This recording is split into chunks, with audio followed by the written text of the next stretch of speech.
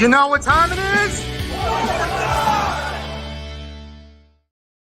Welcome, everyone. Welcome to the Legacy of Nerd. We are back. It is the first stream of the new year. We have a special guest tonight. We have Christopher Khayman Lee, Andros from Power Rangers in Space, and also the Red Raider from Bloodline of the Grid, and also actually Unworthy Productions as well. So we are going to go ahead and get started. We have a lot to talk about today.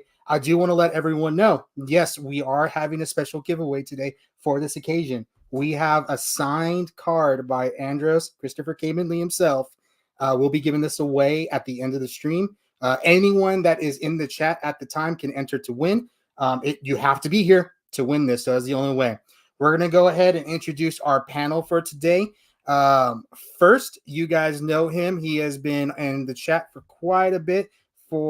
quite a while now, and he's been helping me out on streams.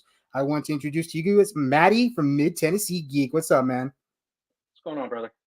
And then we got a famous person here. He is royalty. He is a comic book writer, creator. You may know him as author of Rise of the Dragon right here.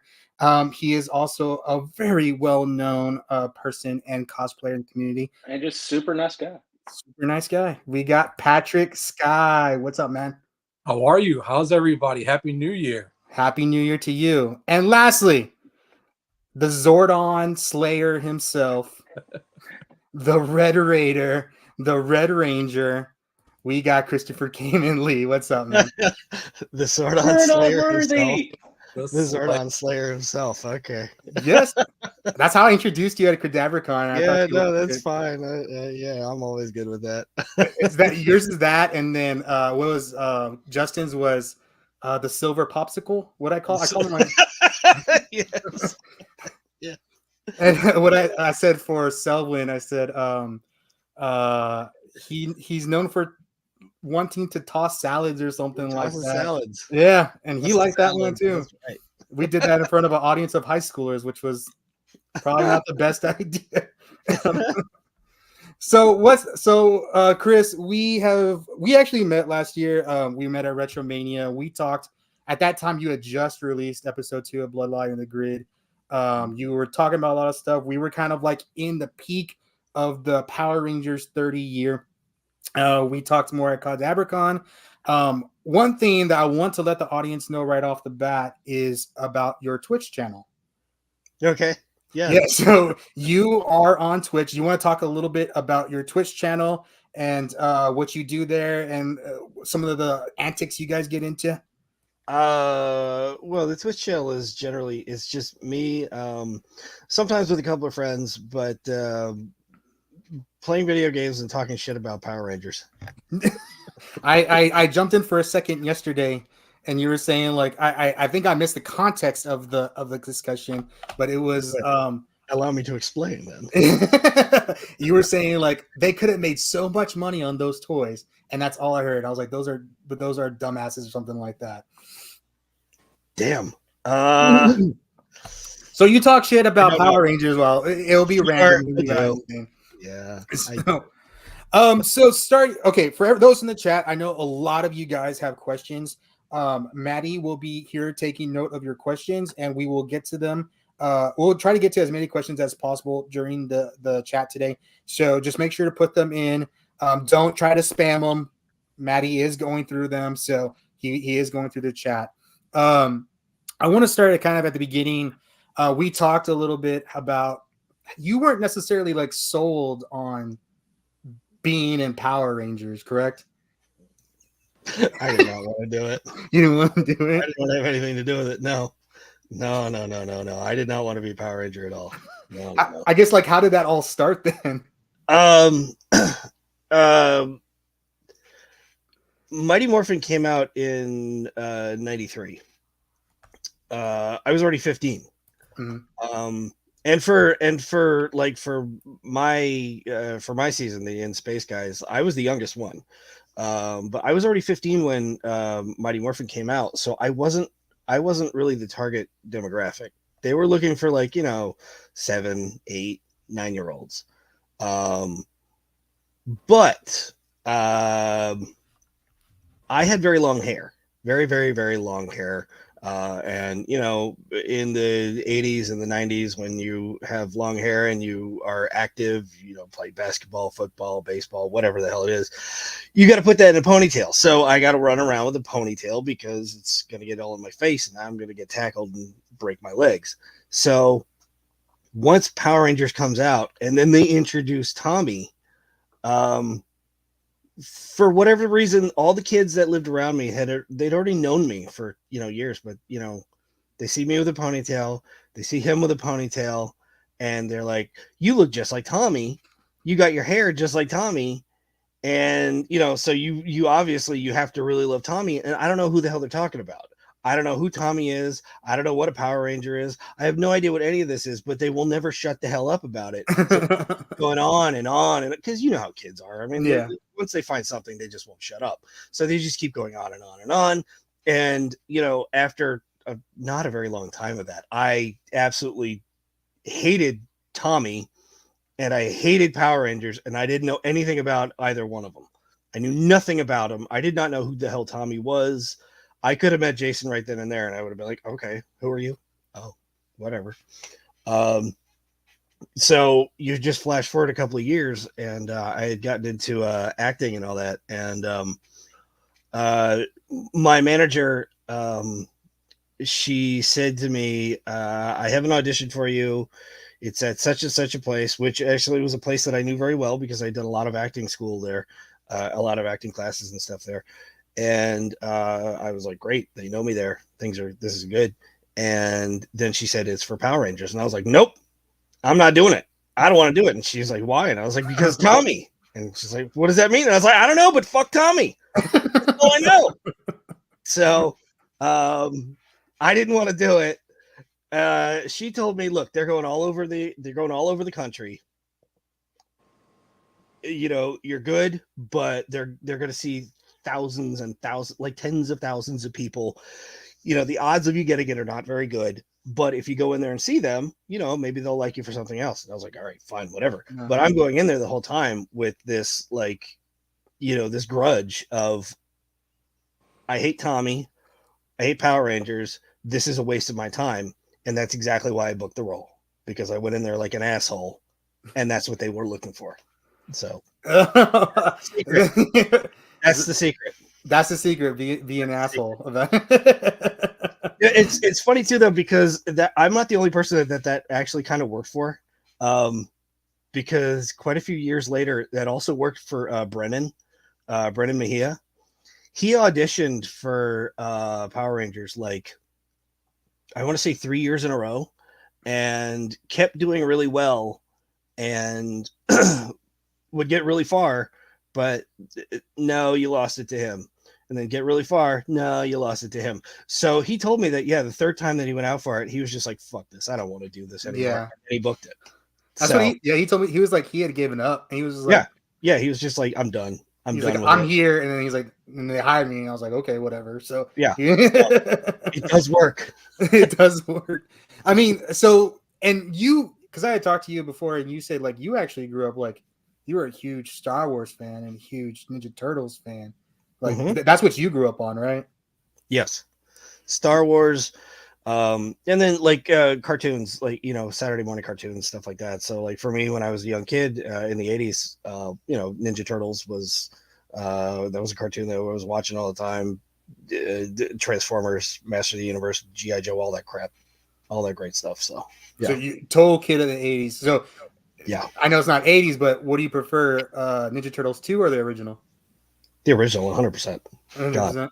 Yeah. And the second movie is like, they're goofier and sillier, so they're a little bit more like the cartoon, like with the way that they act. Yeah. But the outfit, the suits, they look terrible. Like the first one were just fantastic. The suits were just great. I know there's a few shots where you'll see it and like the teeth mess up, or you know, you can see like the stunt guy's neck underneath or whatever, you know. Yeah, it's not going to be perfect. It's never going to be perfect with practical effects. Shut up and accept it. But the suits looked fantastic, and you know, the characters were so great. And yeah, so the 1990 movie is like, that's it for me. And before we get to really talking about In Space, original prequels or sequels? Shut up. Shut up. There's only 3 Star Wars movies. That's it. And they all went from the 70s to the 80s. That was it. There's no Star Wars movies. No, I saw our buddy there. We did the Star Wars panel. That's Jose from Kenobi's bunker. Anybody that was at CadaverCon very much knows Chris's opinions on the prequels. So we were just talking about how we should have filmed that because it was just funny. It was so funny. Patrick, I should have worn my Order 66 hat. Patrick, why don't you start us off with Power Rangers in Space with some questions if you got any. Power Rangers in Space. Did you work? The better question is, did you see yourself after booking the show as this is a one and done, or as you progress throughout the show, perhaps I want to keep this going for a little bit longer? Okay, so when I first booked the show, so right off the bat, what they told me was, you're going to wear a wig because you're going to be an alien. And I was like, oh, okay. And I guess aliens wear wigs, but that's fine, cool, whatever. And I booked the show, and then they flew me out to studios and all that. And they're like, so we've had a change of plan. Now we're going to go take you to bleach your hair. So that was the most painful thing I've ever gone through in my life. And that very much made me want to get up and walk away. I was not happy with the hair thing. And by the way, the hair, it still remains as one of the most painful things. I mean, it's, you know, just setting your head on fire. But they also would have to do it like on average, it was 4 to 6 hours every time that we had to do it. And I have a lot of American Indian blood in me. My hair grows back really fast, so I would have to get it done every 3 weeks. So it's a lot of pain and a lot of bleach going in my hair, and it did screw up my hair a lot for quite a while. But the big saving grace for me, at least, was that not not too far before we started really getting into filming and all that, one of the producers told me, he said, so I'm going to give you kind of a rundown of what we're doing here, what this whole season is going to be. And he had told us, this is going to be the last season of Power Rangers. After this is it. There's no more Power Rangers after this. And we're like, oh wow, okay. He said to me, this is basically Star Wars and you're Luke Skywalker. And I was like, done. Now you got me. Oh, You sold me now, man. I'll do this. I'm happy with it. You want me to pay you? I mean, hell, I'm fine with that. So, were there original plans? Because we can talk more about Bloodline here in a second, but they like you said, they had sold you on like Andros was Luke. I mean, you even had Force powers, right? Yeah. Were there any And my weapon is a plans? saber. True. Were there any plans that they were going to not link it, but like honor it a little bit more that they didn't do? Or were they always set on the plan that they had, the storyline that they had? I mean, as far as I know, they were basically looking at it like go big or go home. This is going to be the last season that we're doing Power Rangers, so screw it. Just take all the stops out. I mean, there's a scene on In Space that aired where Selwyn TJ says to Patty's character, he says, "Oh, we got to go down there and check the Dagobah system." that's right. And it's spelled the way that Lucas spelled Dagobah too. So it's like they didn't care. They were like, "Screw it, just whatever." Lucas is never going to see this, so what the hell do we care? Maddie, do you have any questions? Not personal questions. I've been kind of keeping up with the chat questions. If we want to do. Okay, well, how about a chat question? What's a good chat question? I'm just kind of keeping a run tally of some good ones. This is from Lori Gilbert. She's on Facebook, I believe. When did the Forever Red anniversary episode for Power Rangers Wild Force? What was one of the favorite memories of working with Jason David Frank? So when we did the Forever Red. Forever Red, yeah.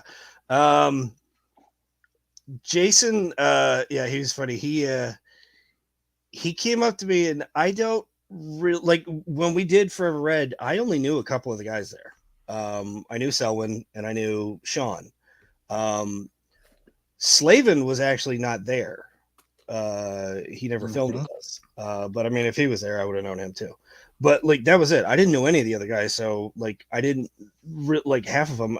I'd never even seen their faces before, so I didn't know who Font was. I was like, "Who are you? Oh, what is Time Force? Time Force? Oh, do time now too? What the hell?" But Jason was really kind of funny to me because I couldn't tell, kind of still to this day, whether or not he was screwing with me or not, because he came up to me and he was basically like his character in the show. He was basically like Tommy because he just kind of came up to me with this really manic high level of enthusiasm. "Hey man, how you doing? Oh man, it's really great to meet you," and all that. And I was just like, "Bring it down. You're already at 10. Take it way down. Let's go to 4. We're good. Okay, bro." He was very energetic. And then we filmed, and I actually probably hung out with him more than anybody else on the set for that. And then after we filmed it, he invited me to his place, which that was back when he was still living in California. And we went. He invited me over so we could watch it was, I believe, the first Tyson Holyfield fight with the first ear biting incident. But before we got to that, he showed me around the house, and he was like, kitchen, living room. Here's my Power Ranger room. And it's just he like stole everything off the set. He stole whatever the hell that he could get away with, like just like quietly sneaking away to his car with, you know, bits and pieces of suits and stuff. So he had like 3 of the full suit. He had like the white, green, and red suits, full suit, helmet, gloves, belt, the little booties, the ankle boot things. He stole all of this off the set. He's just showing it off to me, like, I was just like, damn, dude, yeah. They weren't lying. When I first showed up, they told me, yeah, we need to check all of your stuff before you leave the set every day because Jason used to steal everything. No, they weren't joking. He stole everything. Shit. Did you get anything? I got a hearty handshake. You're like, I got my hair bleached for. I got my hair bleached. Yeah, First high five. Me and Nemo, we both had to get our hair bleached. You know, it's funny because I talked to Nemo and he said he'd do it again.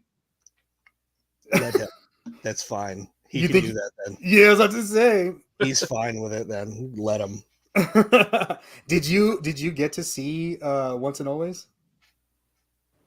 Oh, Once and Always. I saw like the first half of it. I didn't get to see all of it. Okay. So did you? I guess what I saw, I was actually like, I was loving Walter. Because Walter was like, I'm just going for it. I'm doing it. This is just, we're going balls to the wall with this. So Walter was kicking ass with that. I was really happy with seeing him on screen and doing his thing again, his hip hop keto. That what, dude? He went all out on his hip hop keto. I talked to him about that, and he was like, "You like that, huh?" I was like, "Okay." That wasn't in the interview, guys. So if you go back and watch it, he said that later to me. But yeah, Maddie, how about another question from the chat? I know a lot of them are going to be Power Rangers before I get to Bloodline. Yeah, I'm just trying to sleep through. So I mean, there was one you said you didn't get to keep a souvenir, I presume, or did you actually sneak something out? I didn't sneak anything out. They gave us, so we all had like set chairs. They gave us like the back of the chair. Really, not even the whole chair. Not even the whole chair. No, they gave us the back of the chair that was like mine is red and it says Christopher Lee on it. I actually I bought a couple of things off of the set because like it was clothes that I had worn. That they gave to me cheap. In fact, here's one now. What, tank top? No, it was a black jacket that I wore. Oh, okay. It was an episode. See, the inside of it is red. It's hard to tell because it's like really burgundy red. It's like really, really dark red. But I've actually bought this offset. I got it for like $10, and it's a leather jacket. It's really nice. I mean, it's it's old as hell now, and it's cool you still have it after all these years. Yeah, it looks good. So. I'm just thinking, like, was this one of the sets where you had to go to the vending machine and you had to actually pay money for, even though you had the cash? I think if Saban could have gotten away with it, they would have done that. I wouldn't doubt it. What are your opinions of Saban? I never met him. Okay. I actually I met Shuki when I did the audition. He was actually there. So I met him, but I never met Saban, but I've heard different things from different Power Ranger actors over the years. So I haven't met him, so I don't know. I guess looking back, I mean, I'm not talking about the experience or being a Ranger or Power Rangers, but when you look back on it, because a lot of the actors, I've talked to a lot of the actors, and some look back at it very positively, and some don't, and where do you fall on that? Oh, I'd do it again. Yeah. I'm glad that I did it. It was a hell of an experience. I feel like a lot of things could have been a lot better, but I mean, it is what it is. It's the past. It's come and gone. can't change that. But overall, yeah, very, very, very happy that I did it. So Awesome, man. Patrick, did you have any questions? So you're a fan of the original Ninja Turtles movie. In space, you guys did a certain crossover. no, we didn't. That's why I had No, to we bring that up. No, we didn't. We did that. Did not Aside happen. from the crossover, what do you think about the suits, though? Oh God, Suits. those suits. Well, if suits. he hated part 2, I mean, you know he's gonna hate this. Those suits were horrendous. Let's start at the beginning. Let's start at the beginning. So, what was your reaction when they said we're going to have a Ninja Turtles crossover episode? You know, it's a funny thing because like we get asked this question. Everybody in Spacecast gets we get asked this all the time. You know, what did you think we were going to get the Ninja Turtles on the show? And everybody's like, "Oh man, no! Oh yeah, dude, I love that. That's great." Nobody thought like that. None of us did. We were all just like, "What? Why? How? What are you talking about, dude?" So the Ninja Turtles and the Power Rangers are in the same universe. When did that happen? That doesn't make any sense at all. Whatever. So, you know, again, I was never a fan of Power Rangers. I was a fan of Ninja Turtles, and I was like, why are they bringing the Ninja Turtles into this? Yeah. I don't get that.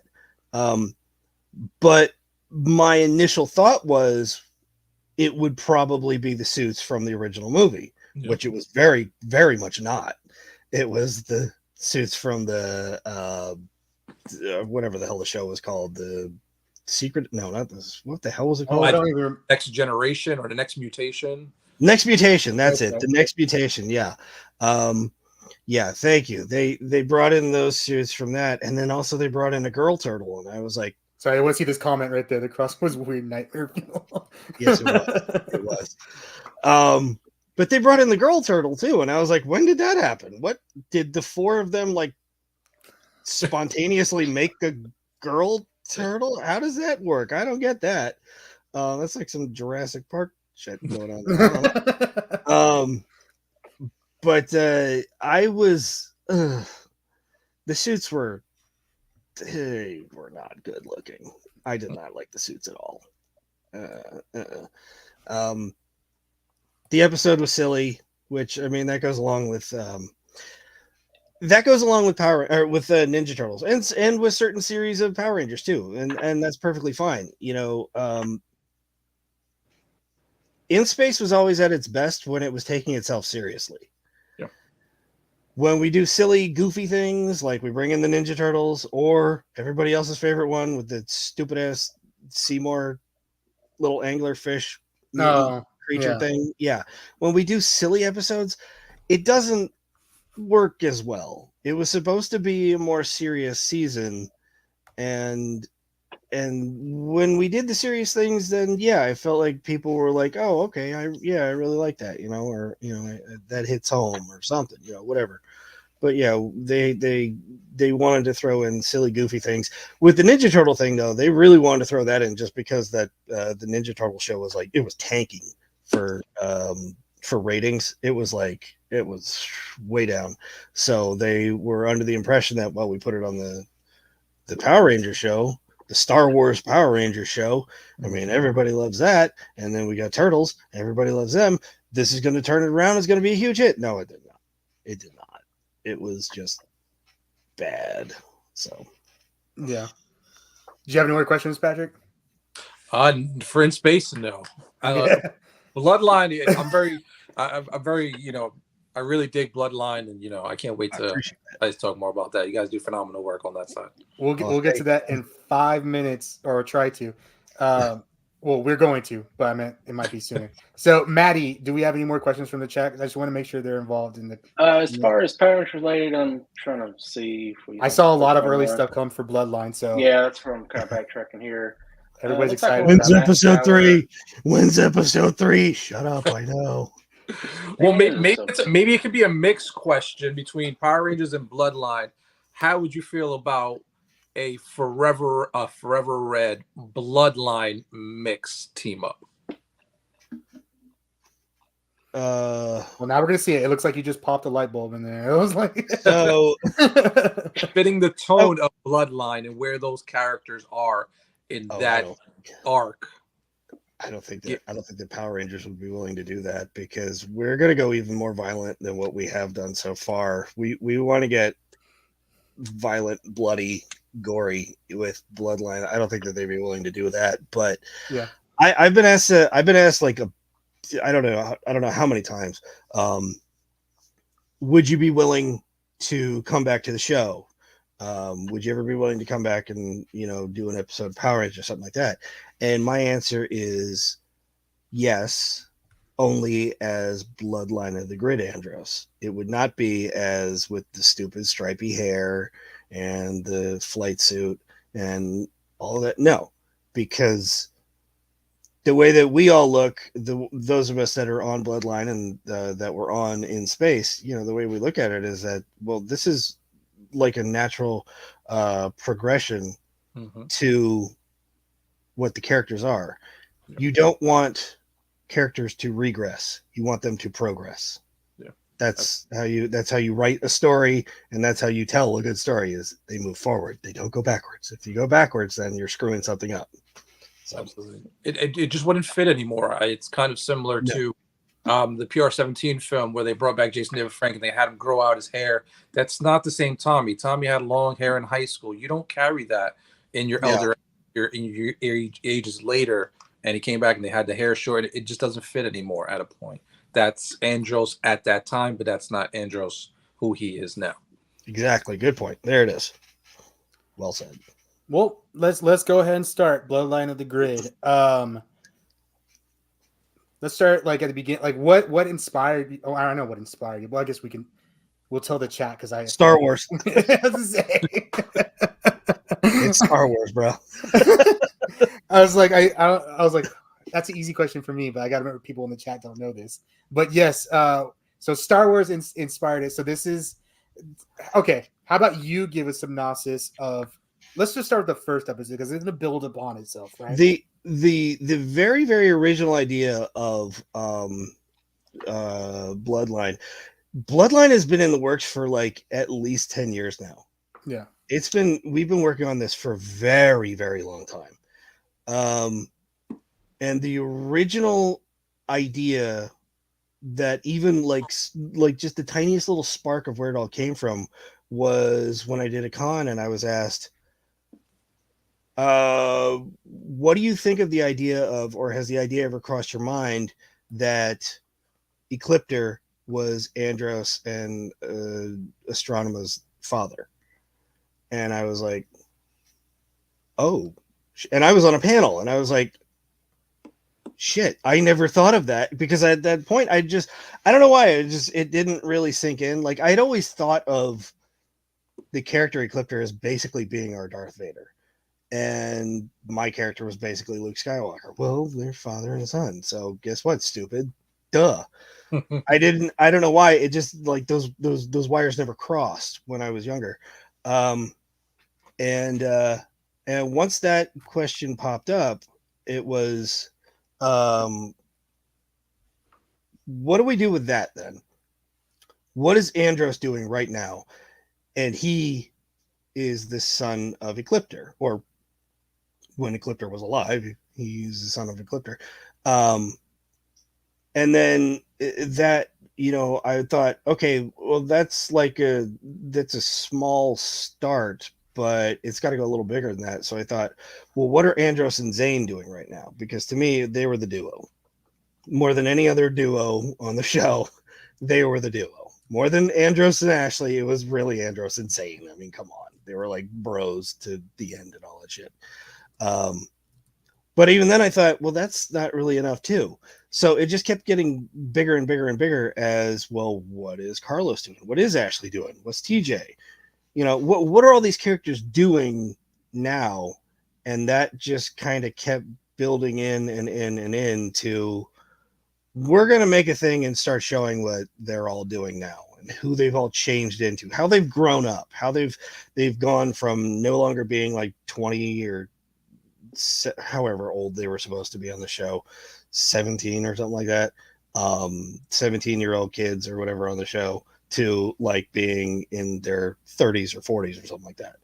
So that's kind of where it started, was that original, just that one question, what if, or did you ever think of Ecliptor as Andros' father?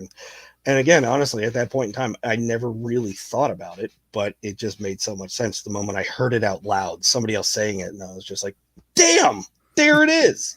So that's how that all started. Real quick, Josh, can you hear me? Are you? We got Josh from Toku Topics to join, but I don't know if his stuff is working. Okay, we'll figure that out later. But Patrick, go ahead. I know you got questions. What's one Ranger actor that's not involved, you have not thought about yet, or mentally said, I need this person in there, but you would like to have them in there?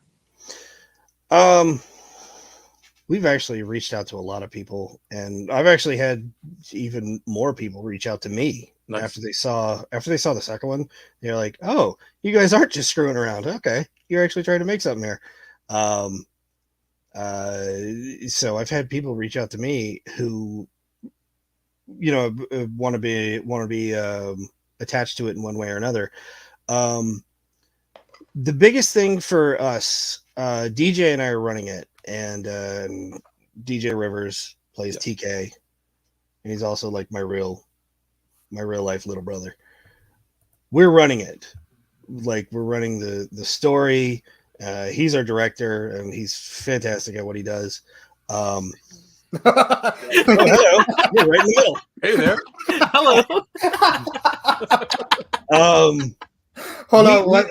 Hold, give me 1 second. Let me rearrange this for just 1 second. Let's see. Okay, there we go. Oh, okay. I mean, I was fine with being on the side. You didn't have to do that. That's fine. No, center stage, sir. Center stage. Sorry for crashing the party. But our big thing has always been we're open to any discussion for somebody being in it as long as it makes sense. Yeah. We could reach out to plenty of people to have them be a part of it. But I mean, if it's a character that has like nothing to do with outer space or anything like that, then what the hell do they have to do with it? They don't have anything to do with space and stuff like that. So that's kind of like where we go with it first, is not who do we want to get, but who can we put in the story and have it still make sense with what we're trying to do in the long run. Well, like Rory with Beast Morpher. Right. Well, yeah. When we brought in Rory, I had talked to DJ about that before we did it, and he was like, "Yeah, no, this makes a lot of sense because we're talking about the morphing grid and all that stuff, and then the beast morphers, they're all about the morphing grid and all that. So like he does have a strong connection to it since that's connected to what we're doing. Plus the military aspect as well, and the military aspect, yeah. So I was like, so I said to him, I said to DJ, I was like, so it will make sense for him to be part of it, and he was like, oh yeah, no, we can totally make that make sense. So I get that, the sense that like Andros has ascended, being like beyond being a ranger. Like it's almost like not necessary for him to be a ranger anymore. Well, that's the thing, is that like I get asked all the time as well, when are we going to see Andros morph? When is he going to morph? We're not seeing that because he doesn't do that. He doesn't have to anymore. He is physically becoming his father, and it's just slowly going all over the body and all that. So that's why we put the eye thing on, and we're going to have quite a few more things for me to wear, and going to show that yes, there's a lot more progression to him changing over to Ecliptor than what you think it is. It's not just the eye; it's a lot more than that. But that's what he's becoming. So if you take somebody who is as strong as Ecliptor, who is again basically Power Rangers Darth Vader, and then you add Andros, who is again basically Luke Skywalker, and you put them together, he doesn't need to transform into shit. He's fine. He'll take you down no matter what. So, and I've always thought that it was funny when when you think of like superpowers and like super strength, super speed, being an incredible martial artist and all that, none of that shit matters when one of you has the Force. If you have telekinesis, it doesn't matter how good the other person is; they're not winning. It doesn't. You're not winning. I will force choke you in place until your head explodes. What are you gonna do? Right. So, real quick, I want to introduce Josh from Toku Topics. He was our featured guest for a couple of seconds there. Yeah, So, hello. if you guys don't know, everyone here should know Josh from Toku Topics, especially in my chat. But he is your, well, I don't want to say former, but our Power Rangers whisperer as far as Hasbro releases. We'll see how that goes. But I want to welcome you, Josh. I'm sorry you had some. I know. Yeah, I'm so sorry for being so late. I just of course, I was messing with some software earlier today, and of course that messed up with all my settings, and I didn't realize it. And so I'm like, why can't I get my camera and stuff to work? So I'm so sorry. No, it's okay. Did you have any questions? Because we kind of did the Power Ranger section, but we can tread back a little bit if you had any questions for Chris. Yeah, I mean, I don't mean to derail anything or backtrack or anything, but first it's cool to see you. So hello, and yeah, I mean, I guess it's one of those things where it's like there's so many things I could ask, right? It's so, but I don't know, like I feel like kind of just, I guess it's sort of broad or whatever, but I think that just from everything I've seen you do with both Power Rangers and with Bloodline and everything. You really have like a deep connection and passion for the character, which I think is really cool. Mm-hmm. So I guess kind of just like what has kind of driven you to still want to build upon the character and kind of keep him alive in your own way after so long. I think that one of the things that I really want to give Andros is an ending that will that's going to be fitting for him. And I'm not really like the way that DJ and I are looking at the like a prolonged story and all this stuff. I'm not really seeing or leaning towards a happy ending for him. And I kind of like that idea that he goes through hell and back. He's done all this stuff like for the whole show, for the whole space series is like 40 something episodes where he's just bitching and moaning about his sister, and she's right outside the window, man. She's the one shooting lasers at you, bro. Come on, dude. You know where she is. Finally she shows up at the very end to be the good guy, and then she dies. And then we did the Pokemon bullshit and brought her back with my tears, which I was just like, please don't do that. I was like, literally anything else. I'll give her mouth to mouth. Come on, man. Don't, not a fucking tear. Come on, bro. But whatever. Yeah, I want other people to understand what I see in the character, and what I see is very tragic hero. Very tragic. He lost his sister. I mean, like lost his family, lost his home. Like yeah. But like even more so in the future. It's just gonna get bad. Worse for him. Worse. So I want people to see that, and then then everybody can just sit there and go, "Oh, poor Andros." Yeah.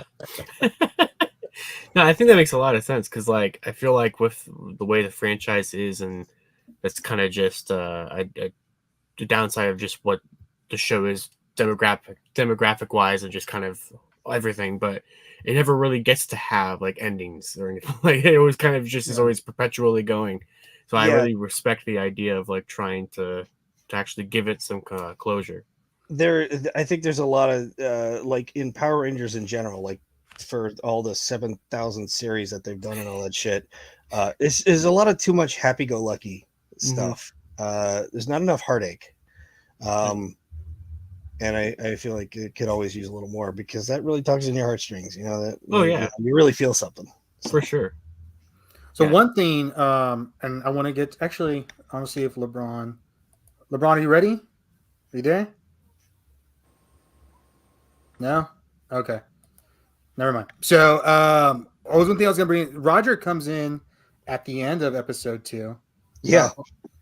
Okay, here's LeBron. Hold on 1 second. So, do you remember when at CadaverCon when I let you know that there's this guy as my friend, and he's like your number 1 fan, and he like never shuts up about Andros? Wait, you have friends? I mean, we're separated by miles, so. So this is LeBron. This is the guy that we did the video for, if you remember. Oh, okay, yeah. I do remember that. Yeah, Because you remember you're like that. LeBron Yeah. James? It's like same thing, basically. Yeah. Same Same spelling. It was kind of cool when he got famous because people could actually pronounce my name. thing. There we go. Okay. So, a big thing on my channel, especially my live streams, is LeBron always comes in and he says hello to everyone in the chat, and he says Andros is my favorite Red Ranger, or my favorite Ranger. So I asked LeBron to be on here today. He's gonna be in for a couple minutes. He's not feeling too well, but he had a question ready for you. And shoot, LeBron. Okay, so my question is, would you ever be interested in doing Bloodline of the Grid in a Boom Studio fashion, like a separate universe and, type thing like the Return's doing with Amy Jo Johnson? I want it. I don't want Bloodline to be seen as being a different universe. I want it to be seen as these are the same people. This isn't like multiverse, different versions. This isn't multiverse, different Andros. No, this is him. This is what he grows up to become. Accept it, and with Zane and Ashley, Roger or Carlos, I've always wanted it to be that no, these are the same people. It's just been 25 years and you change a lot in 25 years. So I don't really, I've never really wanted us to look at it ever as being as Bloodline being alternate universe or different timeline or anything like that. So basically, it's like the new Halloween series or a couple of movies that they had. Yeah, That was yeah. supposed to be the true Yeah. continuation of it, even though the last movie was very not good. But The first two were. the first 2 were. All right, LeBron, I know you're not feeling well, so I'm going to let you go, okay, man? Okay, thanks, man. I'll let you Shit. All right, Patrick, you're the one. You're the man with the questions. Huh. Oh, Will there be any Zord battles? Zord battles. You know what? We haven't really discussed that as much. We're looking more, huh? Ship races and shooting at each other. And, I mean, we kind of got a tease of that on the last episode with Right. Carlos chasing after, and more in space. Yeah, definitely ship battles. Definitely, more spaceship fighting and all that stuff. DJ and I really haven't gone over Zord stuff. I don't know why it really like whenever we talk about Bloodline, that never really comes up as a topic. Okay. I maybe it is in the back of his mind and he just keeps forgetting about it. I don't know, but for me, it's like I don't really feel like that's going to be necessary. I feel like Bloodline is like a perfect setting. While MMPR, Green Ranger kind of holds that tier of the Green Ranger being the first one to knock everyone out of their Zords. I feel Andros would kind of like dominate that in the sense being how raw he is right now and just tearing apart ships like left and right, and it didn't, like turn out to be so sick. We're trying to what we want to do with Andros is not definitely make him out to be okay. So he is considered like we're gonna say like top tier in this universe, in the Bloodline universe. He's not alone. Yeah. there's at least one other person that's right on par with him, and that way we don't have it so it's always so one-sided, or it would always feel like it would just be like, I mean, if you've got even on the show, even on In Space, honestly, if they really put a Ecliptor in and he got pissed off with the five of us before we brought out Nemo, he'd kill the shit out of us. We'd be dead. I mean, it's not a fight. We're just dead. We're just totally dead. So they kind of had to power him down a bit during the show here and there, and then all of a sudden, out of nowhere, power him way the hell up, like when his head comes off and he starts floating around, and then he's shooting lasers out of his eyes, and I was like, "What the hell is this shit? Since when can he decapitate himself and shoot lasers out of his eyes too? What is that?" So, you know, there was the power fluctuation on the show was a little uneven. We do want there to be definitely, you know, a top tier battle, and then everybody else is like not quite there, but you know, they're pretty high up there and all that stuff. But yeah, I mean, if you do have like spaceship battles or something like that, I mean, honestly, you could have Andros just like basically mind explode a spaceship if you wanted to. That's not really a problem, but it just doesn't help with, like, you know, filming a hand fight if everybody's exploded and dead from, you know, exposure to space. They're just floating in space. They're just floating in space. Yeah, it's like they're just chunks in space, and it's like it's not much to fight now. It's just there you go. Jelly. So, Maddie, well, let's get 2 questions from the chat. Let me check. I was trying to spot quote here. I didn't really see much as far as Bloodline and Grid related. Well, I have one. Cool. Well, what happened with your character from becoming a Ecliptor? Will that be more explained in future episodes? Yeah. In the second one, you know, we just very briefly, like, we had John's character, Vincent, very quickly just tell Sam, played by Colin, just that these are the Andros and Astronema are his Ecliptor's children, and then Nemo kind of reinforced that. But it's like right now, it's kind of more of like a like the other characters know what's going on with him, but we haven't told the audience exactly how it's going on. Right. So it's like, it's more like, you know, I've spoken to some of them and told them, hey, look, this is what's going down. You're not going to like it, but guess what? I like it a lot less. So that's it will be explained a lot better than what's going on so far. So something that is coming up for episode 3 that you guys have teased, and a certain Tracy loves to talk about right now, is she's going to be in episode 3, and she's going to be a little bit less Ashley and more, I guess, more of a badass, I guess. Is no, we cut everything that she did. What a hack.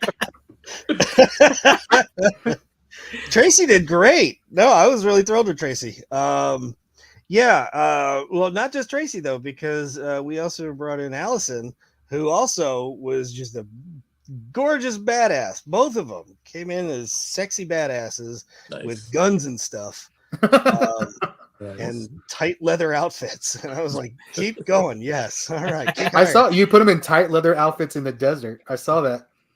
We didn't put them in that. We told Tracy. No.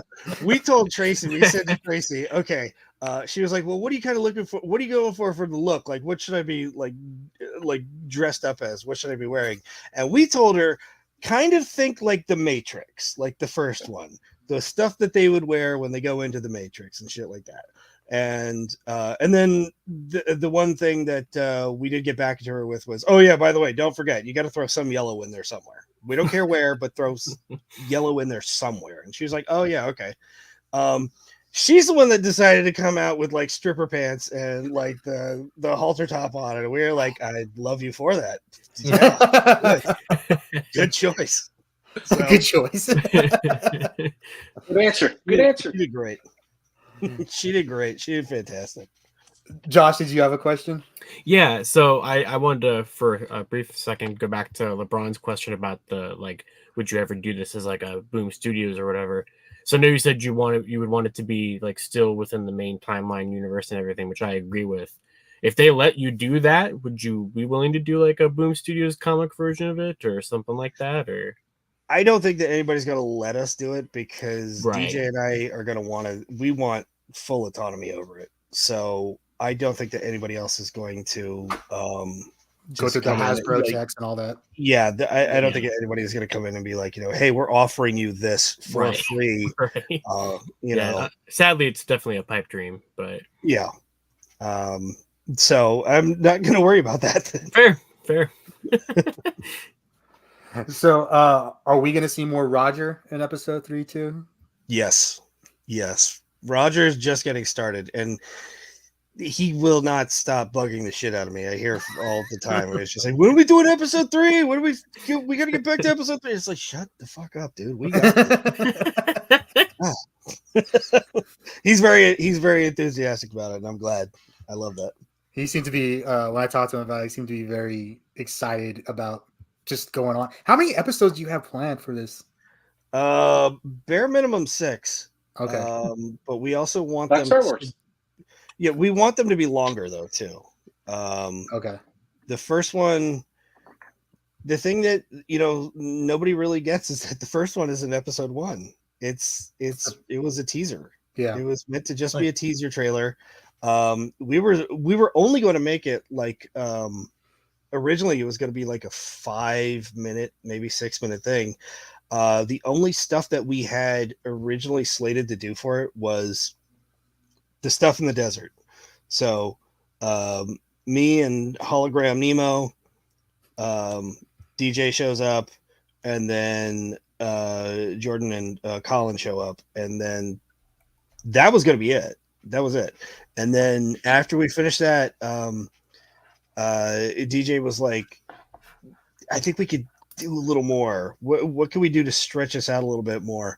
And somehow, like, I was just like, I could talk to Patrick, because we hadn't thought about it at that point. It really wasn't like a thing that we had put together that, oh, well, we'll put Patrick in it too.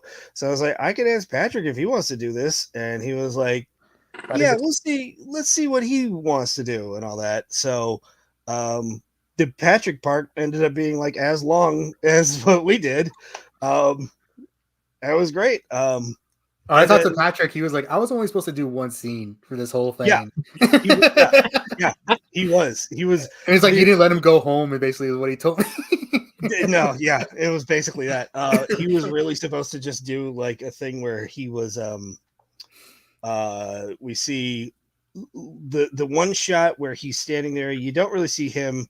You just see his fist, and he curls his fist right by the camera. And then he like takes off running and all that stuff. And then I think the door thing. But even then the door thing wasn't like fully fleshed out as to what it turned into, which personally I still think that Patrick has the best morph out of anybody literally ever, with the punch the wall and then you come back and it's him. Yeah. And it's just laughing. But yeah, we just we were on that location and we were just like, fuck it, let's just keep going, let's just see what happens. So came up with some fairly quick stuff, and then while we were on set doing all Patrick's stuff, I had said to DJ at one point, I was like, you know what we should also think about doing? Maybe we should get like an opening narrator. And he was like, yeah, I mean, we could probably try to do that. Do you know anybody? And I was like, I know somebody, Dave Fielding. I could ask him to do it. And he was like, you know Dave that well? And I was like, I play video games with him like every other night. I know Dave really well. So I just like I can't remember if I called him or I texted him. I think I called Dave right then and there. I was like, "Hey man, we're doing a thing. Would you mind being a narrator for this? DJ can send you some the lines and just see what you can do with it." And he was like, "Do you want it like sounding like Zordon-y or not?" And I was like, I told DJ, I was like, "Your call." And he was like, "Kind of, yeah, go Zordon-y, I guess." And that's how we got Dave on it too. So we just got Patrick and we got Dave just by like, well, screw it. Let's see what happens.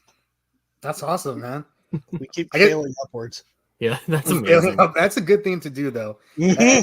And that's a very hard thing to do. Yeah.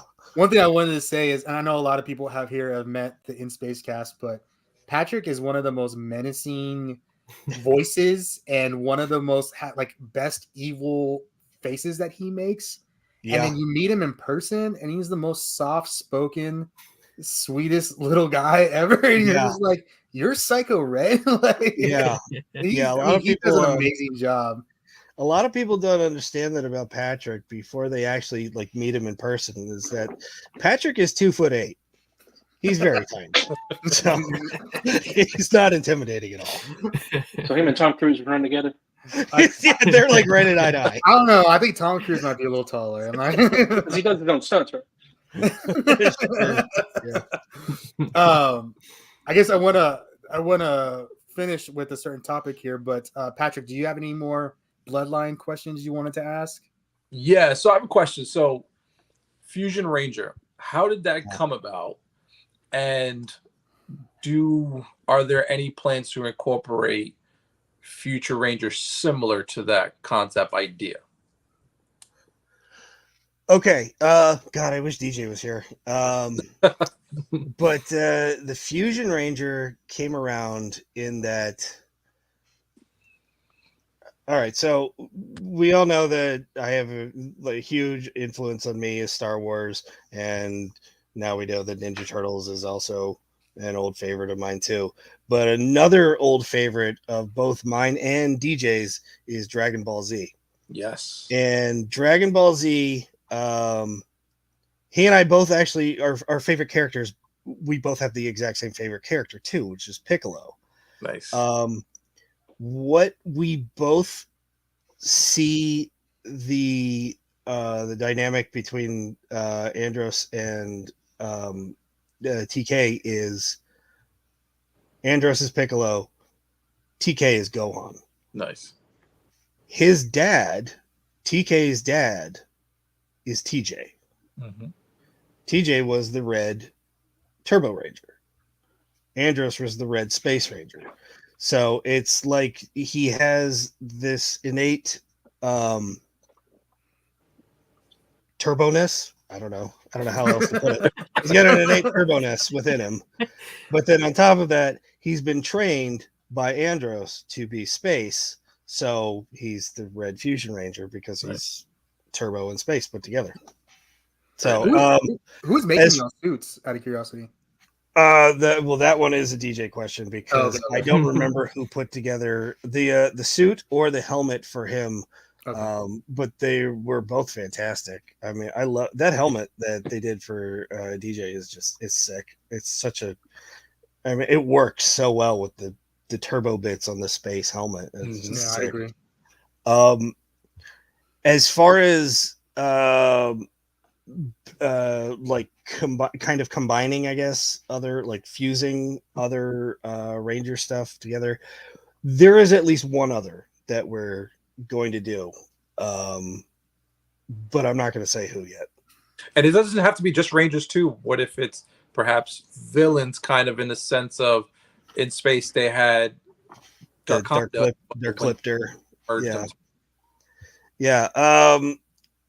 Villains.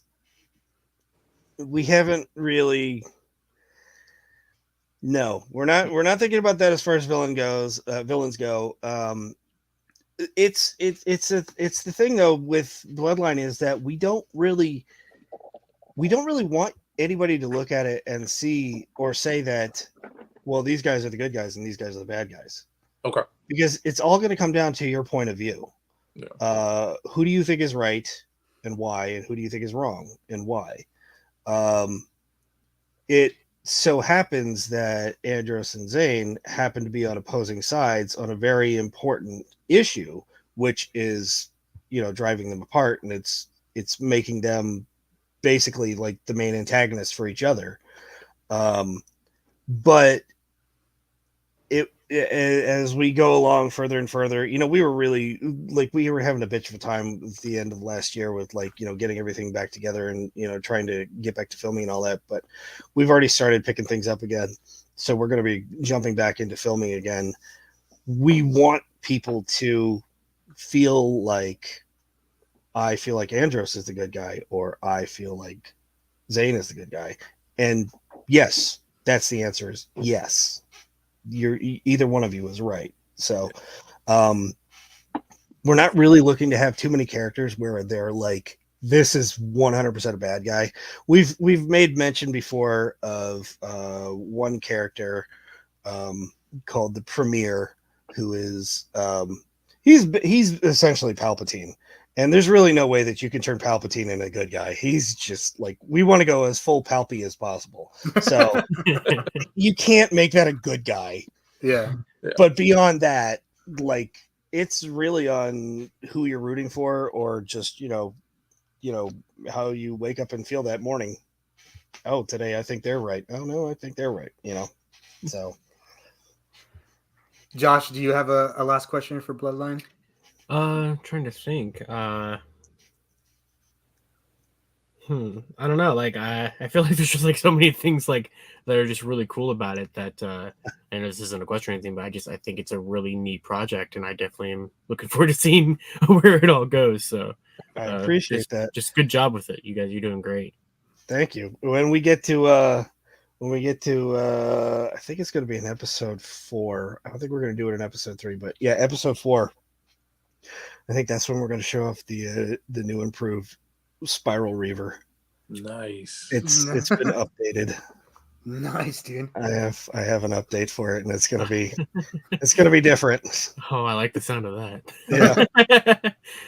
Maddie, any last questions from the chat on Bloodline? I saw someone ask if there's going to be action figures, and I'm just like, I would hope so. Hell, that'd be great. But I don't think we're going to be don't play with that. us, man. I just saw that in the chat. Like, don't play with us with action figures. I mean, I do Got your own dabble customization here and there on details. customizing figures or pops. So If- maybe this year I can bless you with one. Oh, I'm all for it. this is Bring why them on. this is what I do. I bring people together, and things happen. There you go. Maddie, did you find anything? The only one I seen earlier, Patrick already hit on it. It was pretty much the same question. I didn't really see anything. Okay. I'm trying to look real quick again.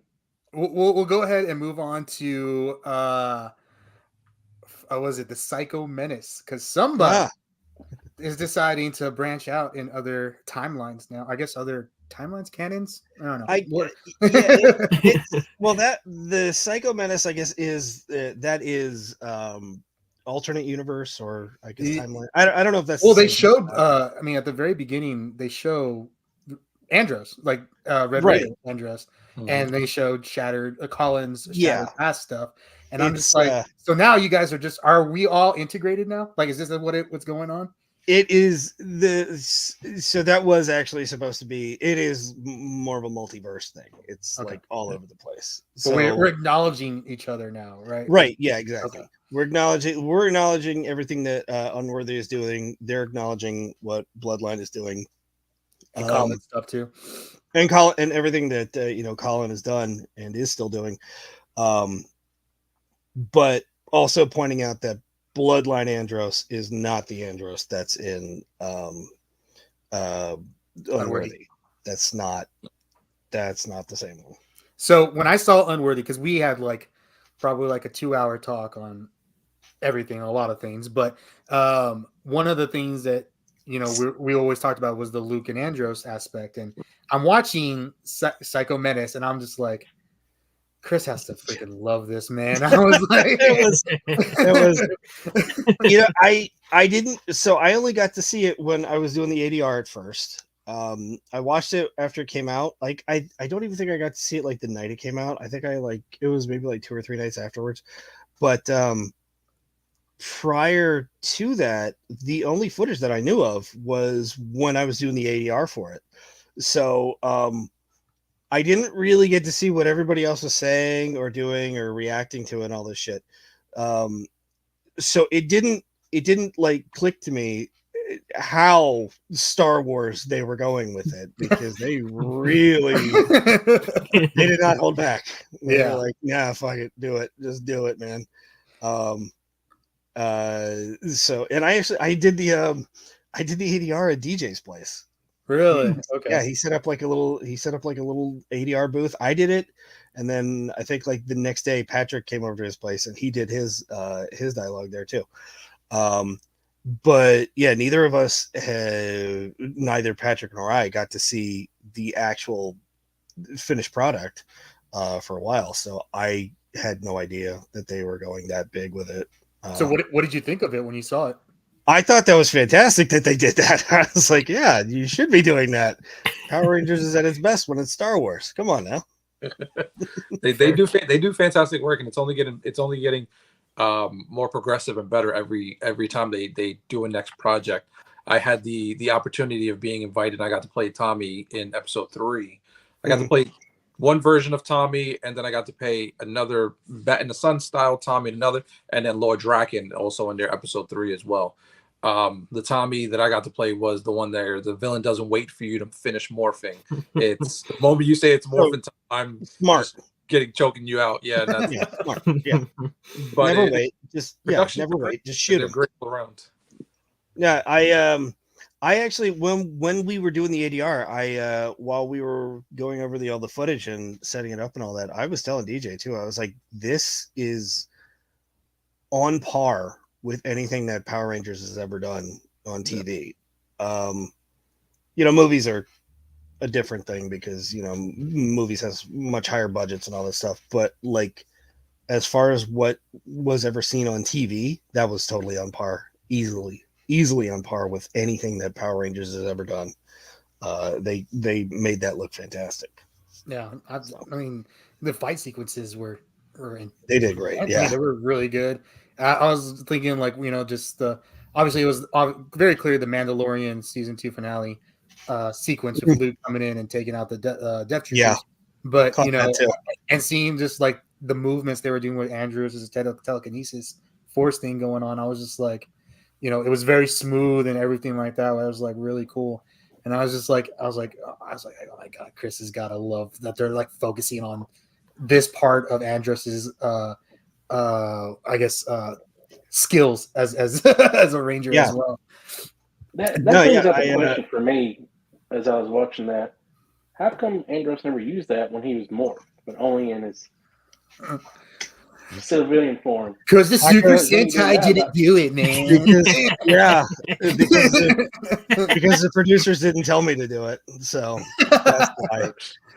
Though, but that actually brings up a question that I have gotten a lot regarding Bloodline.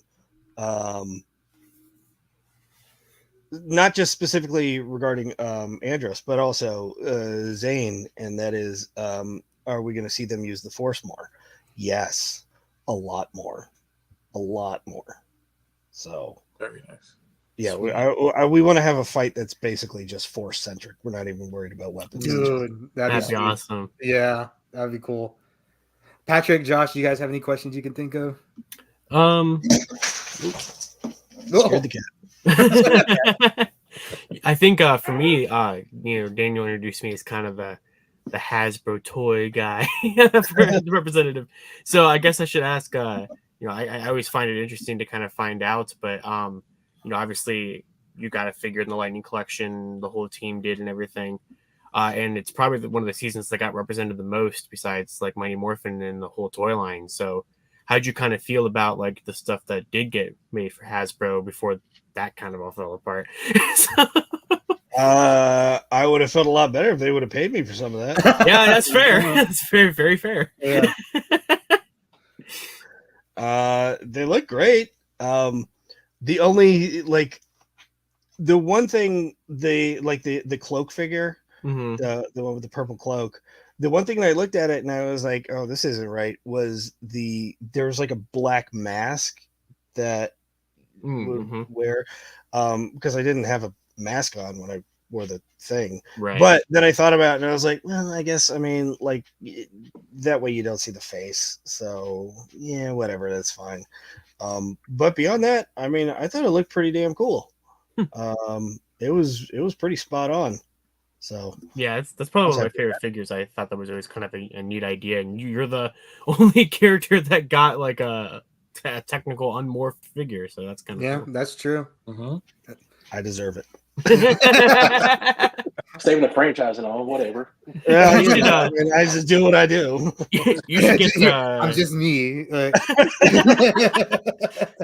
You try to get Tom Whalen to send you over the art that he drew of you for the box, since you're one of the only characters that had like art drawn of just like their face. Oh, that's true. So, well, Josh knows the artist, so I do. Yeah. When I talked to Justin about his figure, he was like, it's cool that it happened, but he's like, I really look like Jay Leno in mine. I think that's like Tommy Oliver. I think Zero Ranger, the Red Ranger, looks more like Chris Evans than it does Jason David Frank. Oh yeah, I can see that. Yeah. I'm like, yeah, they're definitely very hit or miss. Someone put this in here in the chat. I love this. Still saving the franchise right there. Saving the franchise? Well, 25 years later, huh? Right. I mean, I think if they pick up again, I think for some reason they'll try to get in space integrated. Because I mean, as far as really like, and I don't know, I know you probably don't keep up with the toys, but they did the new Megazord, right? The Astro Megazord that has all the clips to combine with the Delta Megazord. Well, except for when they snap off out of the box, but yeah, Well, it has the ports for it to exist, right? So there were plans to expand in space clearly beyond what they did. So yeah, the team, I know certain members on the team had a bias towards in space, as they should. So so they definitely tried to get some things out, but is Andros wearing Astronomer's locket, or did he alter his own about Bloodline of the Grid? Is that something we're not supposed to notice? I was about to say, no, that's Astronomer's. Oh, okay. So any chance, I know, any chance we'll see an Astronema possibly in the future? The only way I would do it is if I can have Melody there. That's what was my question. I didn't know if I was. Yeah, it's. I don't know if we can get Melody to do it. I don't think that she has the time right now. She's very hard pressed with family stuff, so I don't want to push. I'm not going to. You know. So if she ever says, hey, I might be interested, I'll be like, hell yeah, whatever you want to do. I wanted to so badly, because it's like my ultimate idea of what to do with her is just immediately have her go right back to being Astronomer. Yes. But like more. But not Borg Astronomer with the little redhead bob haircut, like purple shit hair and all that. Yeah, and she's just like fantastic and all that shit and all her sashaying and shit. I want to go right back to that, because I feel like, I mean, Melody was like always just having the time of her life playing as that character, because she's the exact opposite of that person. She's so quiet and sweet and mild mannered and all that. I mean, you can see it when she was like, just, yes, I get to be evil queen bitch of the universe. Yeah, I'm gonna do that. So she was kicking ass with that. And I personally, I would love to see Corone regress back into being Astronomer, or I don't even know if it's regressing. I think maybe it's just like a more natural state for her, because she was that for more of her life than she was Corone. Yeah. Corone. Yeah. She was Astronomer for most of her life. So it's like that would really, I think, be more of like her natural way of looking at things, is to be just purple hair. That reminds me of like the Archangel situation, like where he was Archangel forever and they cured him, right? But then they found out like Archangel was always still in him. Like that was always a part of him. And he would go evil just like randomly. Never knew what was gonna happen. Christian had a question. He goes, have you guys written any plans for Darkonda? Please give him a Palpatine arc and bring him back. The only way I'd bring back Darkonda is if I can have myself throw his ass down some fucking elevator shaft. I hated that fucking character so much.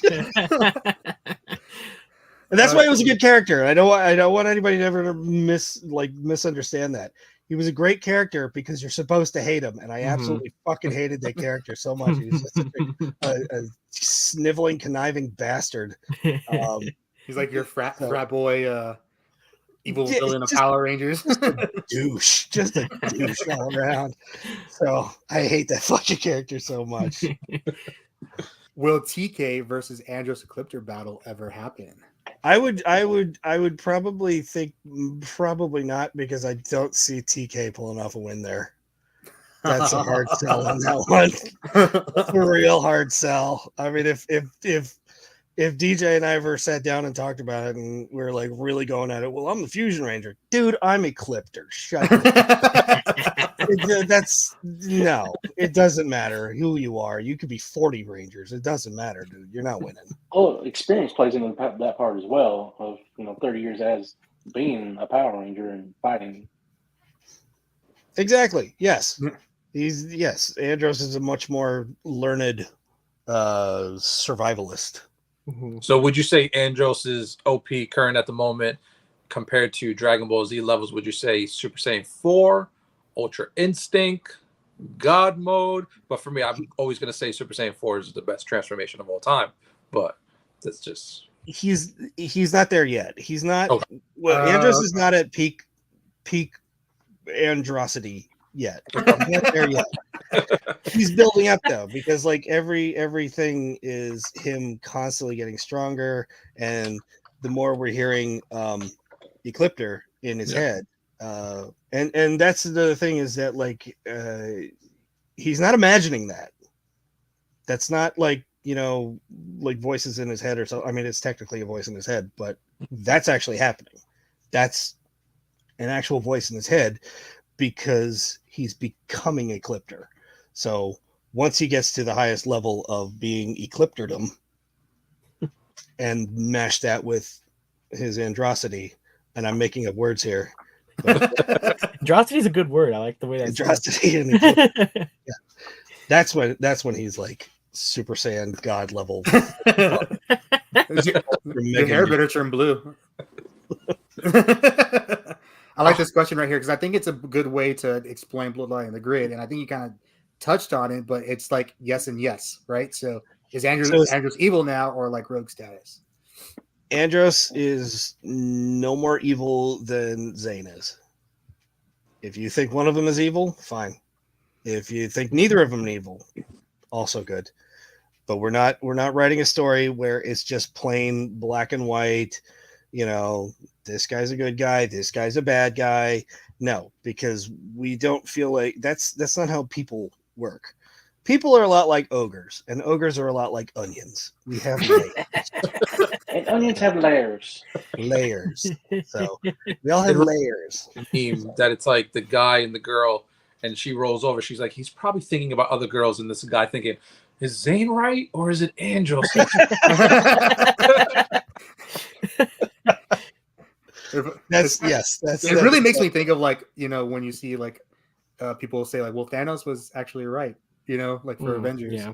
So it's kind of what he wasn't wrong. He's not wrong, but is he actually right? I don't know. I mean, that comes down to your own moral standing on it. It doesn't. It's up to you. That's how it comes down to. And that's what makes them more interesting characters, if you have that kind of gray area to it. Yeah. Well, I mean, because that's what humans are. We're not. You're never going to meet a person that is purely good or purely evil. There's that human being does not exist, never has, never will. We've all gone I mean, we're shaped by our environment, we're shaped by our experiences, we're shaped by what we hear, what we see, what we do, all of that. So nobody is the perfect paragon of light, or some dark demigod of evil or something like that. Right. So I'm coming through the chat to see. I mean, someone asked was like, who was your favorite Red Ranger? And I don't. Andros. I mean, I was like, you're making a whole series about him. I'm like, Also, I think he was the sexiest and the smartest. And He's so humble. so humble too. yes. So I think we'll start to go. Oh, here's one interesting. If Andros didn't destroy Zordon 2, what do you think would have happened? The bad guys win. Bad guys win. Bad guys win. Flat That's out. true. Flat out. Yeah. Because there's like Andros got a lucky shot in on Astronema, and that's fine because you know the old saying, better lucky than good. Yeah. He gets a lucky shot in, boom, that drops her in one shot, and she's crumpled over. But Ecliptor's right there. And for all intents and purposes, his daughter is dead at Andros's hands. There is no force in the universe that's going to stop him from literally pulling his spine like out of his ass and beating him to death with it. I mean, he's going to kill the shit out of Andros right then and there. Yeah. So, and this is, you know, it's a thing that people have asked, God, I don't know how many times for 2.5 decades now. You know, what does it feel like being the guy that killed Zordon, or are you glad that you killed Zordon? And I always, you know, after I got to meet him and, you know, talk to him and get to know him a bit, I would turn the question over to Dave, let Dave answer it. And Dave's answer is always the best. He would always say, you kill one guy, you save everybody's life. You don't, everybody dies. Shut up. He killed Zordon told him to do it, and he did it. That's the way They it want works. you to break the tube. Yeah. He told you to do it. I mean, he told me you. to do it. He was cramped in there. He wanted to get out. That's just like always. Yeah. Hold on. This is funny. I lost it. He signed my comic. Let's kill Zordon. David's funny, man. I've talked to him a little bit. He's super cool, man. Yeah, he's awesome. Ooh, how did you manage to convince Lex Lang to join your project on Bloodline? Because I know Lex. Because yeah, well, I do. But I worked with Lex. Obviously we worked together in space, but I didn't ever actually meet him on In Space. I met him just like I met Dave, and just like I met Patrick years later at cons. So once I met Lex at a con, he was like, "Yeah, I was Ecliptor." I was like, "Holy shit, you're Space Dad!" Oh my god, you know. So I hit him up, and like I've seen him at so many cons because Lex has been the voice of 400 something characters in anime, cartoons, all kinds of shit. I mean, Lex is a prolific worker in the voice acting industry. So I've seen him at cons, and you know, just hanging out and talk to him. And I one day I brought it up to him. I was like, "Hey man, I wanted to do a thing. Would you be okay with lending your voice for just maybe a couple of lines here or there?" And he was like, "Yeah, man, I'd love to. I love the character Ecliptor." And then at one point I brought up to him, I was like, "I also am considering doing an Ecliptor backstory of before he was, you know, with the black with the green lines and all that shit. Would you be interested in playing actual Ecliptor as a person?" And he was like, "Fuck yeah." So that's the thing that we're juggling around right now. We're trying to figure out if we can do that. So that's really cool. And I know you got, you know, you said Allison Kipperman is going to be in episode 3. She's in episode 3. We have Roger Velasco. I keep forgetting his name, and then he calls up. He says it all the time. Every time I saw him, like, what's his name again in episode 2? He says, Hunter RX. Hunter RX. He's like, yeah. He says that all the time now. Yeah, he does say that a lot. Yeah, you can't really call Roger's character Carlos anymore. He will correct me. He will tell you it's Hunter RX, and it's like, shut up, dude. I know that's every time I will go say, he's like, "Yeah, I'm Hunter RX now." I'm like, okay, that's cool.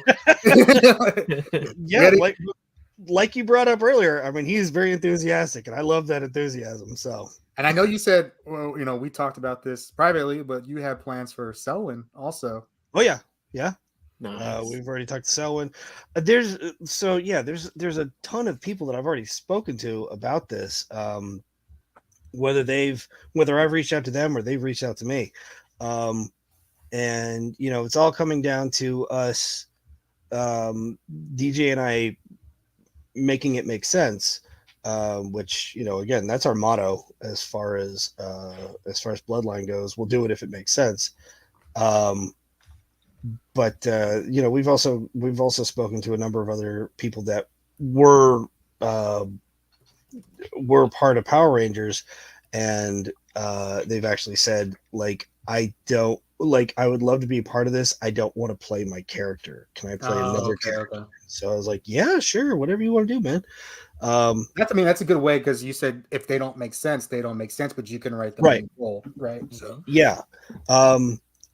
And one thing that we you know, when we're on set, especially, like, you know, when we brought in Allison and when we brought in Tracy and when we brought over Roger, you know, we sat him down. We told him right off the bat, we were like, look, we're not going to tell you who your character is, because you know this character better than we do. You played this character on TV. You've known this character for 2.5 decades at this point.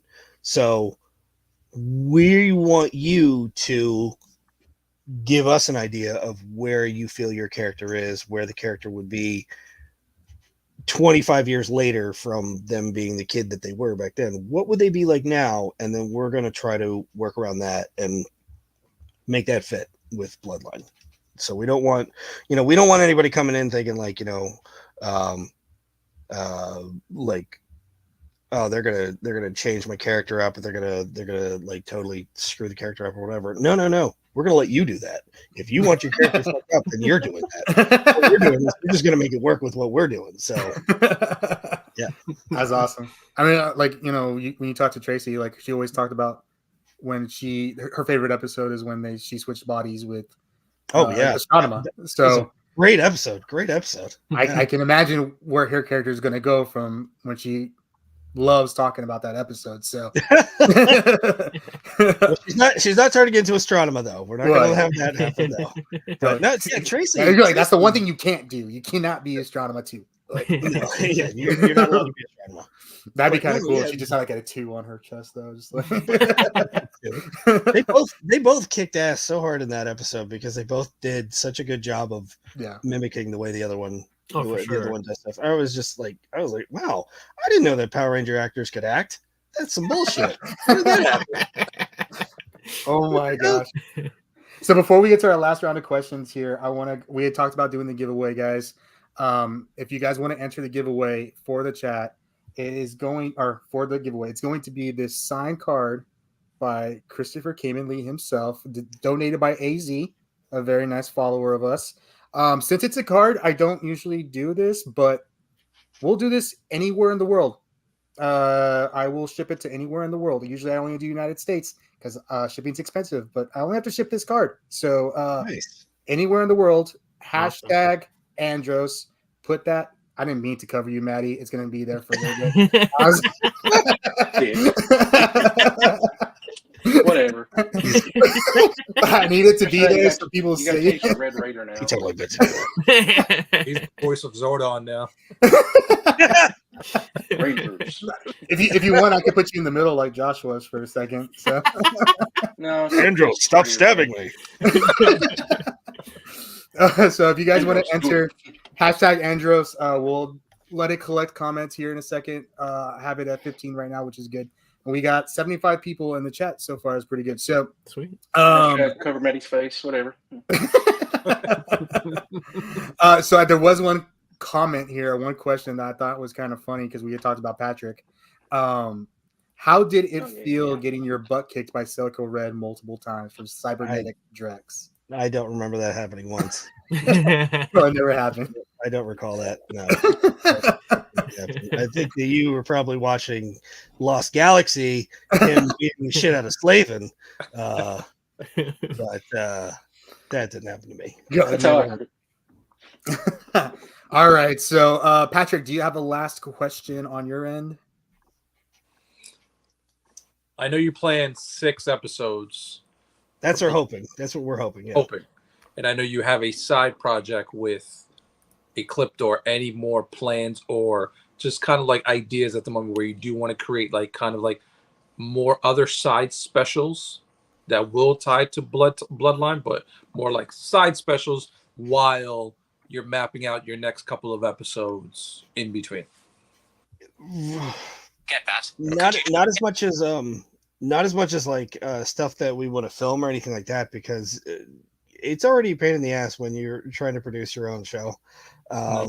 It's funny, like, when you're an actor on a TV show or a movie or something like that, you kind of sit back, shut up, and just, get paid to look good and all that.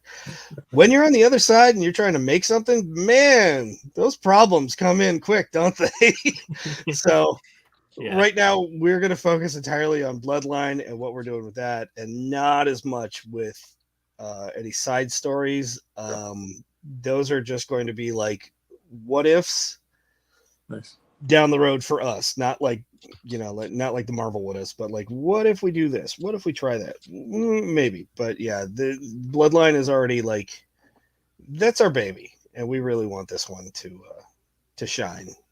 So I think it's shining pretty well. I mean, like when episode 2 came out, even episode 1, I mean, the hype was all around the community. Like it was the same thing. Like, even with like same thing as Unworthy. Like when these things come out and they're high quality and very done well, like they are, like Bloodline of the Grid, the community is happy because these are things that we aren't getting sometimes. And I understand like the allure of Power Rangers, and I've always been a proponent that there always should be some version of Power Rangers that appeals to kids too, and I get that.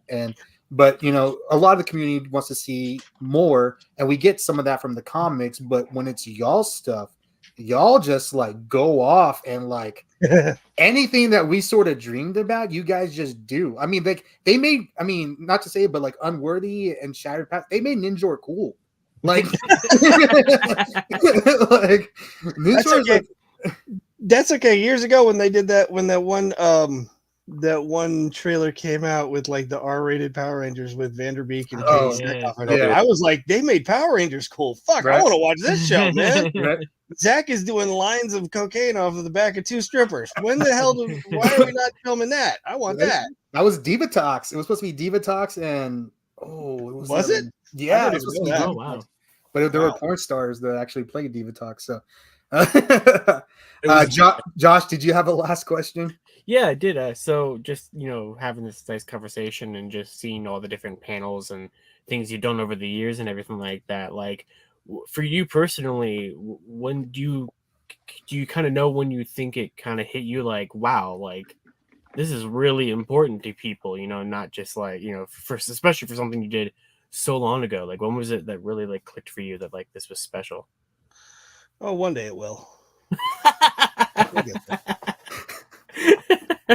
We'll get there. Josh asked me, how should I prepare? And I was like, you can't. And I was like, I'll fuck with you the whole time. Josh, you got advance notice to prepare? Yeah. Poor Maddie. I told him that like an hour before. I was like, can you jump on? I need help. And I was like, I need help. Let me Maddie, do you have a last question that you wanted to ask? No, I look better with the hashtag Andros in front of my face. Okay, there you go. No, not really. I mean, I'm kind of just taking it all in and joining the company of you gentlemen. So I think everybody's kind of addressed the issues. Well, guys, we're coming to the end of our stream.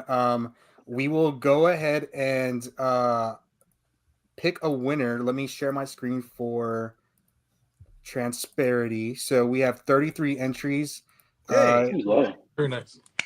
I was about to say that's pretty good right there. So we're gonna go ahead and draw in 5, 4, 3, 2, 1, and the winner is. It's gonna be funny as. Sarah Amato. So Sarah Amato, congratulations! You are the winner of signed card by Christopher Khayman Lee himself. If you will just message me on Instagram, Facebook, or you can email me at thelegacyofnerd@gmail.com. You can try and message me on Twitter, but I'm not on there a lot. But whichever way, just make sure you get a hold of me and give me your info so I can get this sent out to you as fast as possible. So before we leave today, I do want to also plug your Twitch right there. You just had a really big campaign finish, right? Like you gave away like a big banner signed by you. I did a giveaway. We did it for like, I don't know, like 3 weeks or something like that. 3 weeks or a month. And I was basically like, I was pretty much live streaming every day. Usually I live stream Tuesday, Thursday, Saturday, but for that, like I whenever we do the giveaways, like once per stream, I'll let everybody, like, you can turn in your channel points for redemption into the pool for it and all that. So I like people to have as many chances as possible. So I did it like almost every day, and the banner was 6 feet wide by 3 feet. It's a big freaking banner. Yeah, it was a big banner. So and you do those often, right? You do the banners quite often. I've done quite a few of them. Yeah. In fact, I think I'm painfully low on banners at this point. I don't know how many left we have. It's not that many. But I signed that, and I personalized it, and I mailed that out, and the guy that got it, Solid Raven, I remember that. Nice. Solid Raven, he got it. He didn't get it December 25th. He got it December 26th. Nice. That's still good. That's still I tried. Good. Close I enough. tried. Yeah, I tried. Close. When are you streaming next? What day is today? Today's Wednesday. Tomorrow. Tomorrow. And are you starting a new game tomorrow?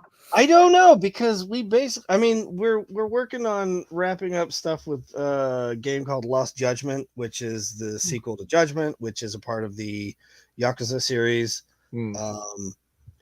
But we're really, like, we've already beaten it. We're just kind of like doing all the side shit right now. So that's kind of what we're doing. I've beaten a lot of stuff that we play on the Twitch channel.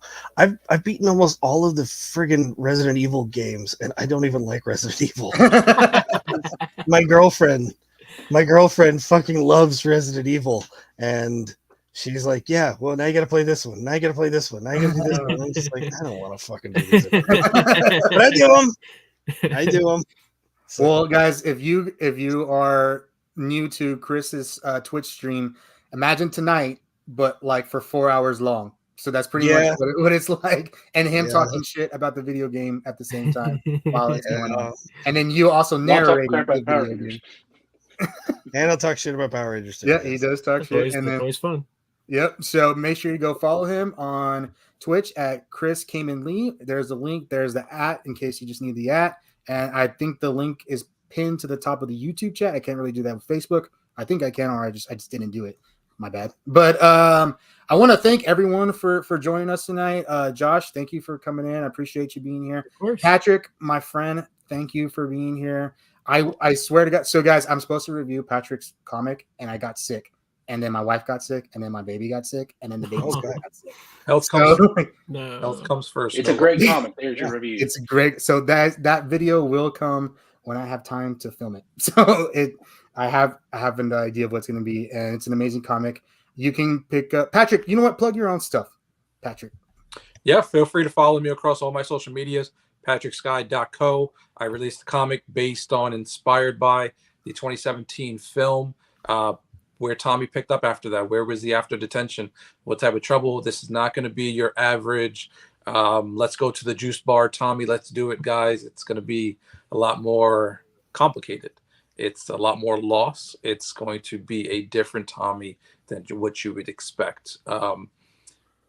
I personally enjoyed the 2017 film that came out. I wish it would have got a sequel and see where it went, but since 2017 till now, I just couldn't shake what a sequel could have been. So I took it in my hands and I made my own story. It's going to be limited 6 issues, physical copies for issue number 1. Gratefully and blissfully, we're well supported throughout the beginning of this year. And now digital is available. You can just go to my social medias. Feel free to like and check out my stuff. Click my bio and my link is directly right there. That will take you to ways that you can support. Issue number 2 is on the way. Rough draft number 2 is almost done. And I can say today, the cover for number 2 is officially done. And I've seen it, and it is amazing. I have a fantastic artist from Costa Rica, Edgar Siles, who does a fantastic job. Brokenveal.art. fantastic artist. If you ever need commission work, follow him. Awesome. And I'm Nice. excited for that issue too. The first issue is very, very good. Maddie, do your Sure. you gotta do your plug. There, you get the main stage. There you go. Oh, you're not gonna cover my face again with Andros? Okay. Well, I was trying to figure out how to do that right now, but I don't have time. No, just thank you, everybody. You can follow me on my Mid-Teen Geek. That's Instagram, Facebook, YouTube. I am going right now trying to do what I call a Sharpshoot 100 subscribers on YouTube. Once I do that, I do have a pretty good sized prize pack to give away. 9 prizes. I think I got one more sitting here. I'll probably make 10 total prizes. Pretty good stuff. I mean, you can find all that on my Instagram. And once we get 100, we'll figure that out and give it away.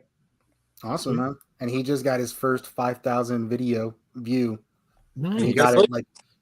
He got it in a couple months, and it took me like a year to do that. So it's cool. Yeah, that's difficult. So I know that is hard. I was trying to tell him that's not easy. Yeah, like, yeah. Nobody does that on YouTube. It's a very small percentage of people. What worked was me not talking. It's a good video, and you did a good job on it. Okay? You edited it very well. and you never know what might pop on social. This is true. Yeah. Where it's like where you That's think, relevant. I don't think this video is going to do very well. Put it out anyway. You never know what's going to do. Anything that you do, just put it out with passion, and let the rest handle itself. Yeah, I couldn't agree more. Sure, thank you. And our last panelist, we'll give him the floor. Hey, so well, first of all, thank you so much for having me. Once again, apologize I was so late. Can never get things to work around here, but but thank you guys. This has been a blast. Of course, if you guys would like to check out any of the stuff that I do, there's my main YouTube channel, Toku Topics, where I talk about all of this nonsense. And there's also my secondary channel that has absolutely nothing to do with Power Rangers. It's just my channel to just talk about literally anything. Primarily, it's G.I. Joe right now because that's kind of a big thing that I'm into, and that's called Too Many Topics. And that's kind of the main things that I do. Awesome, man. As for me, there's never a plan on my channel. I just kind of go with whatever happening at that time. So I emailed Chris last week, and I was like, "Hey, we were supposed to do this in November. Can we do this in January?" And so, thank you, Chris. I appreciate it. As far as me, my next thing I have is Retromania, guys. I'm announced as a guest at Retromania. I'll be hosting the Legend of the White Dragon panel with Jenna Frank and Serena Vincent. And then I will be doing the Forever Yellow panel on that Sunday on January 21st. That will have Chris's best friend, Tracy Lynn Cruz. It will have Serena Vincent again. And then Deborah E. Phillips from Time Force Yellow. So she will be there as well. We are also having a Power Ranger meetup on January 20th at the convention. I'm actually just found out today we'll be having a table, so we'll do it there. And it'll be, I should say, it's in New Braunfels, Texas. So if you're going to come down, guys, if you guys think you can travel a little bit, Deborah Phillips from Time Force, she doesn't do a lot of cons. So yeah, that is a rare appearance. Dude, I'm going to tell you too, man. Daniel, if you have the chance, get Deb very drunk. You will love it. You think that I'm fucked up when I get drunk?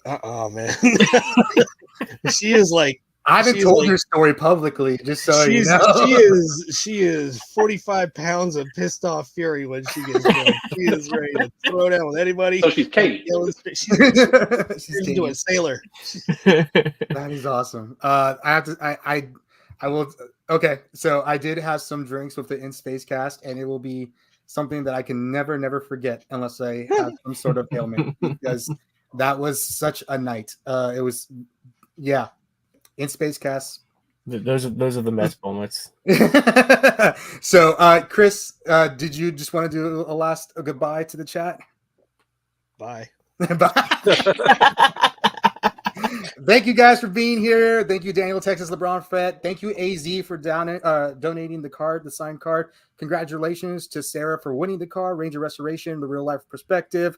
Let's see, Nicholas McDaniel, General Kenobi's bunker. Of course, Wanda, Don Ranger Power, and Pikachu Master, Haru Michi. There were so many people here today. We got Josh Oderby, Jody. Hey, it's Ryoshi. Thank you guys for all being here tonight, and every one of you guys have a great night. And just watch out for things coming out for all of us because it's probably going to be random. So, bye, guys. Bye.